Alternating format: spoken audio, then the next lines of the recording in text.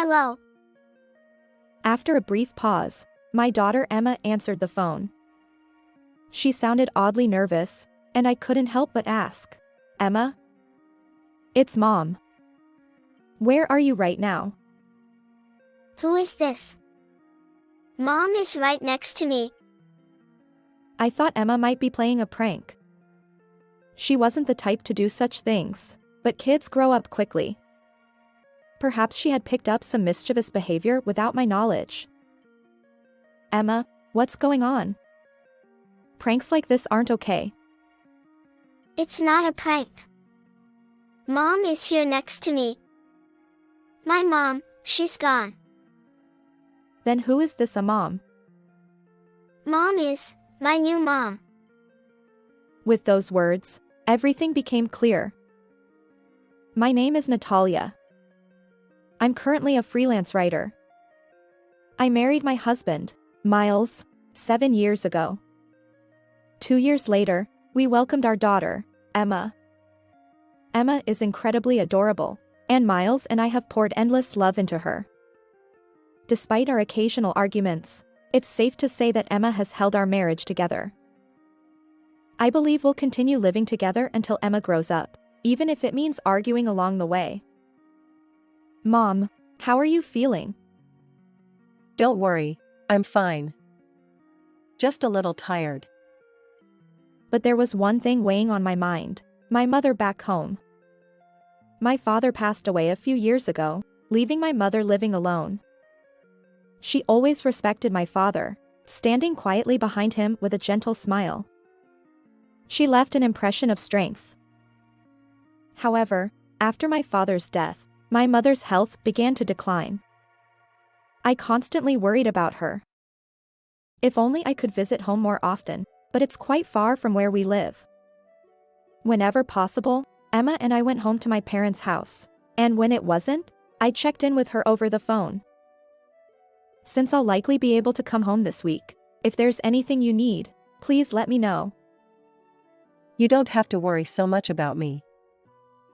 As my mother said this while smiling, she seemed quite frail, and an unpleasant premonition lingered in my mind. Unfortunately, that premonition turned out to be true, and soon my mother spent even more time lying in bed. Around that time, it became difficult to visit home in sync with Emma's nursery schedule. I started making solo trips back home, leaving Emma in Miles' care. Sorry to bother you, but can I ask a favor? Despite feeling apologetic, I asked Miles in that manner.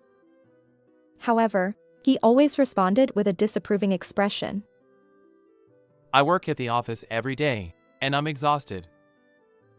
Yes, I understand. But I'm worried about my mother. Just because you're worried about your mother, does that mean you can neglect your duties as a wife? It's not like that. Miles sighed conspicuously. While I understood Miles' perspective, I couldn't help but think that since we were family, we should support each other. After all, I wasn't a stay-at-home mom. I worked as a writer and sometimes had to travel for assignments. It wasn't just Miles who faced challenges. But then, something unexpected happened with Miles. Leave Emma to me. Huh? I've been thinking. You're working so hard. Besides, taking Emma with you every time you visit your parents' home must tire her out. Well, yes. And since you're a freelancer, you have more flexibility alone. It's more practical for me to take care of Emma. That makes sense. For some reason, Miles enthusiastically volunteered to look after Emma. I was taken aback by his sudden change.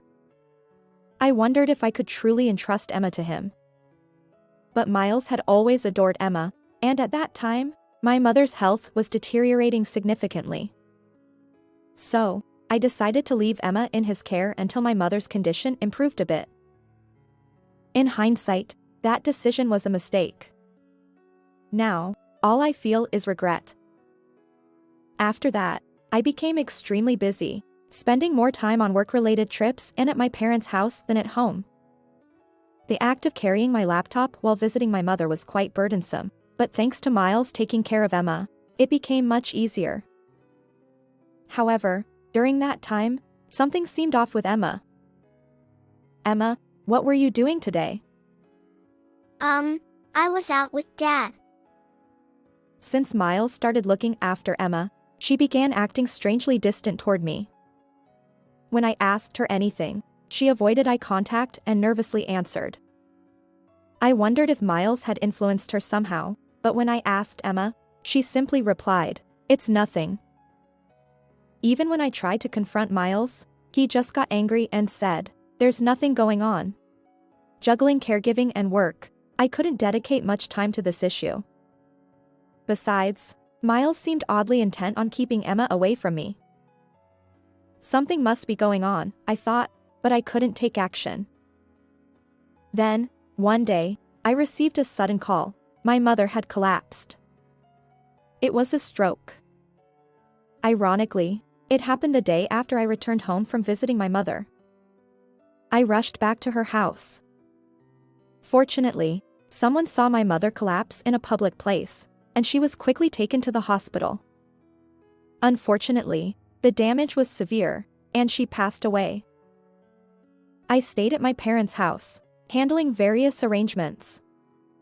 My mother lay on the bed, seemingly asleep, and it was hard to grasp that she would never wake up. But the reality was that she was gone, and time moved forward regardless of my feelings. When everything was prepared, I contacted Miles to attend the funeral. Can I skip it? What? I have an important job the next day. It's a family funeral. Can't you take a day off if you explain the reason? She wasn't my parent. Why would you say that? You're so annoying. Fine, I'll go on the day of the funeral. After Miles hung up, I sat there, a mix of anger and disbelief. Even with a busy job, isn't it natural to be there for family during times of sorrow? Miles had hesitated even about attending the funeral. Naturally, Miles didn't help with the preparations. Instead, my aunt and her daughter and her husband volunteered to assist on the day of the funeral. There were many things I didn't understand, and I would have been lost on my own. Thanks to them, I managed to complete all the arrangements, but I felt utterly exhausted. I'm incredibly grateful to my aunt's daughter and her husband, even though they were practically strangers. As for Miles, he arrived just in the nick of time for the funeral and left immediately afterward. Whenever relatives asked about him, I'd vaguely smile and say, "He's a busy person." After the funeral, I planned to return home right away.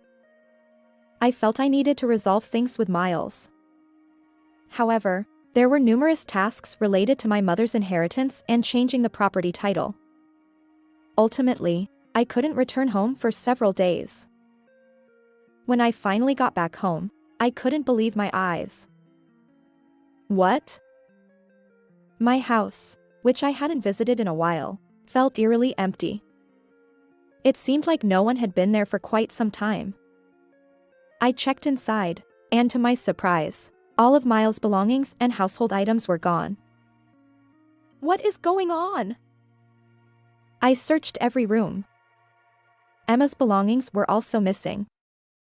Panicking, I contacted Emma. I had given Emma a child-friendly smartphone.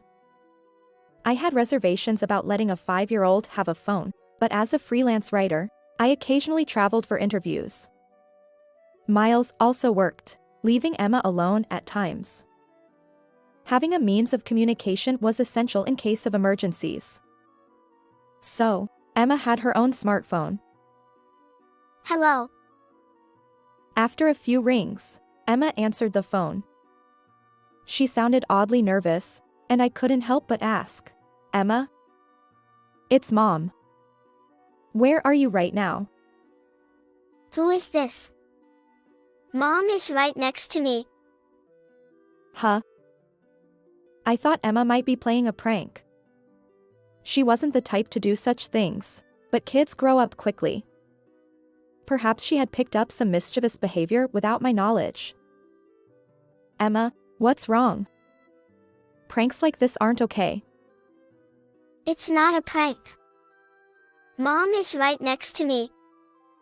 My mom, she's gone. In Emma's tearful voice, I suddenly realized that something unimaginable might be happening. For now, I needed to calm Emma down and find out about Miles.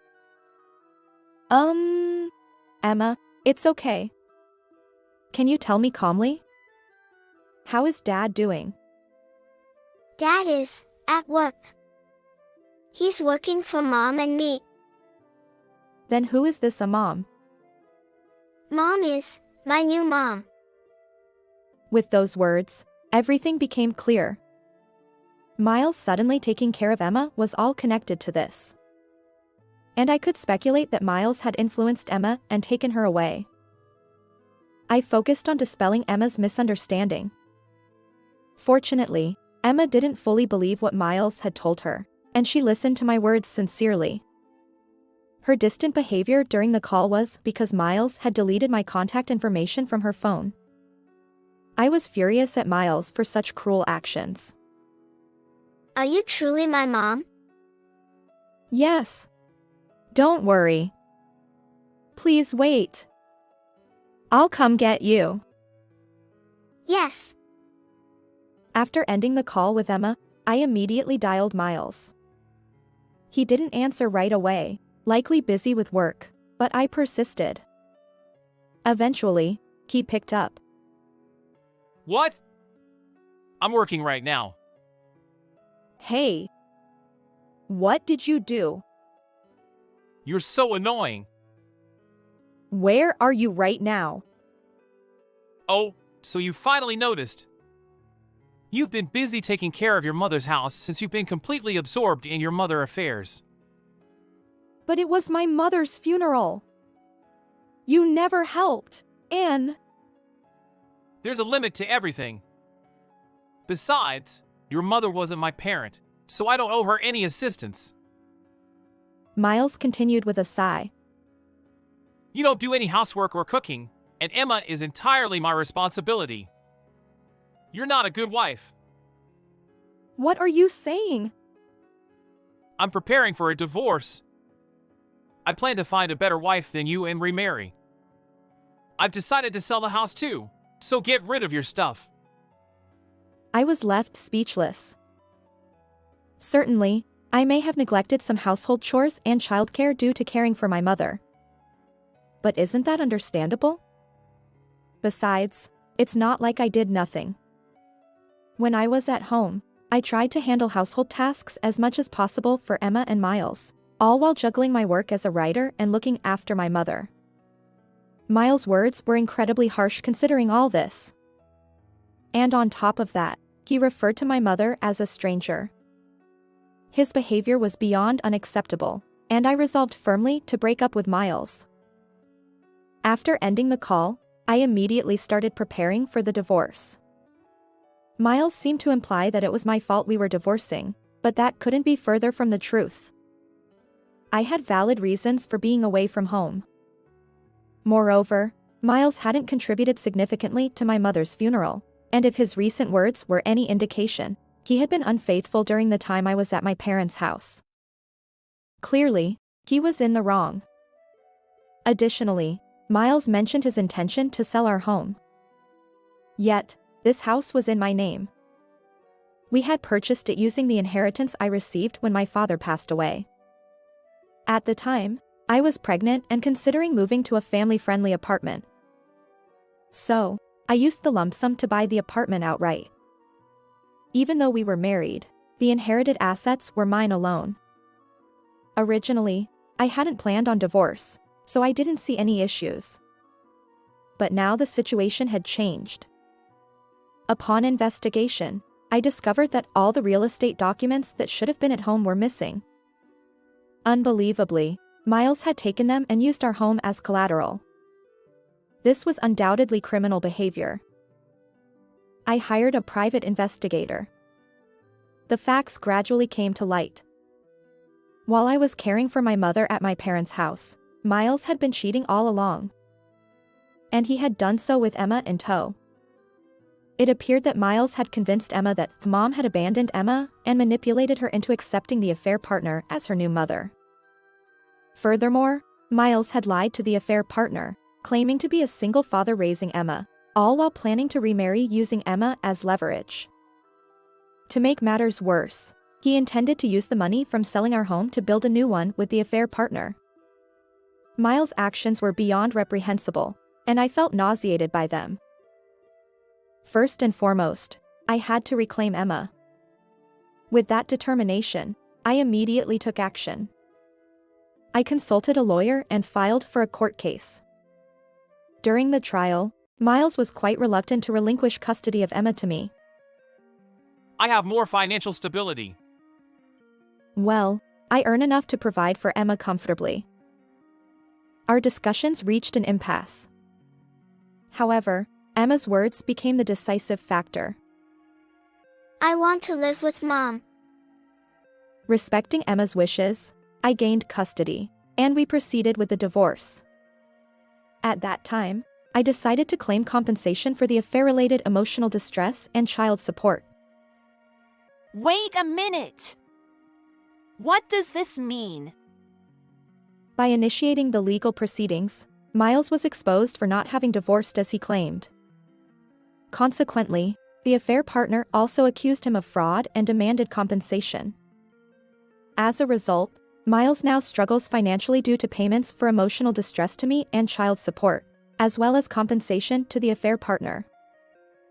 Currently, he supplements his income from his main job with late-night part-time work, barely making ends meet.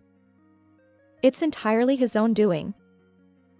On the other hand, Emma and I moved to a location near elementary and middle schools, close to the train station. I considered Emma's growth process in our decision. Fortunately, besides the compensation and child support, I have my mother's inheritance and earnings from my writing. I won't face any difficulties until Emma reaches adulthood. I regret trusting Miles and allowing Emma to experience such unpleasant memories.